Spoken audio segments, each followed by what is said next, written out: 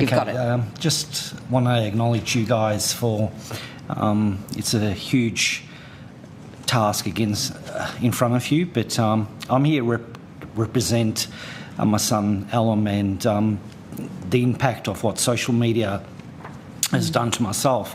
And I just want to sort of give you a very brief, quick insight that over a school holiday period that this consumed him, and happy, healthy family, a confident young man, and that consumed him and took him to a point where he took his life. When there's unnatural death, usually there's an investigation, and going back in 2009, there was a lot of contributing factors, and one of the contributing factors, as I sit here in front of you, is myself. I contributed to my own son's death, allowed him internet, allowed him to go on social media, and wasn't aware of the impact that it had on him. This false illusion of us having our kids home and in the bedroom and all these things, I was that disillusioned that I had no idea how much access I allowed to my child, and not knowing the risk and the dangers.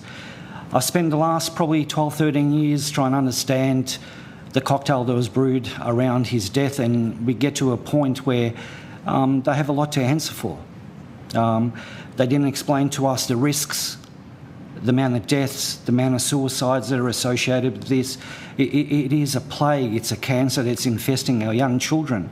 My son was so beautiful and so confident, and he was probably, vulnerable at the same time, because he never was exposed to bad words or evil or anything like that. But at the end of the day, as a parent, we have rights, and I just want to make a comment that a lot of people won't agree, but 16 and under, they have no choice. They should have no choice. We as parents should be able to govern what we allow and what we shouldn't allow. And what I'm reaching out to all you guys out there is that help us control this epidemic and this plague. Allow them to be children again and get back to some sort of normality and just disconnect.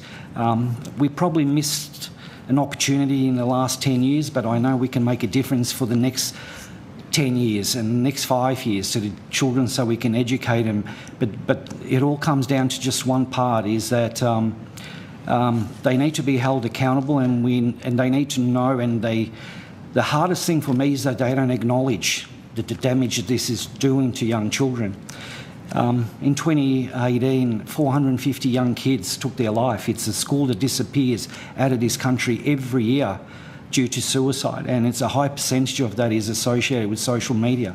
It impacts in adults, and our mechanisms to cope and deal with them is challenging at best. How are we expecting children under the age of 16 to cope with presence, status, structure? It is just something that's not necessary for them to do that. We've taken away so much of their youth. We're so busy in our lives that we put iPads, we buy them phones, and the guilt and the shame that I have is contributing to my own son's death. I paid for his phone, I provided the internet, I gave him that computer, and had no idea how dangerous this is. I've dealt with so many families along the journey, and I'm a voice for them as well, but most of all, we just got to make a difference. Thank you. Thank you. Thank you.